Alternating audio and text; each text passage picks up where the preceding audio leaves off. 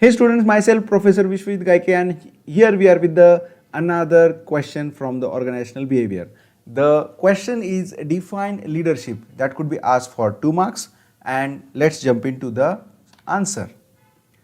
So first and foremost, we need to give a glimpse of the simple definition. So the leadership can be defined as the leadership is the ability to persuade others to seek defined objectives enthusiastically. And we also have a special process oriented definition by Stockdale.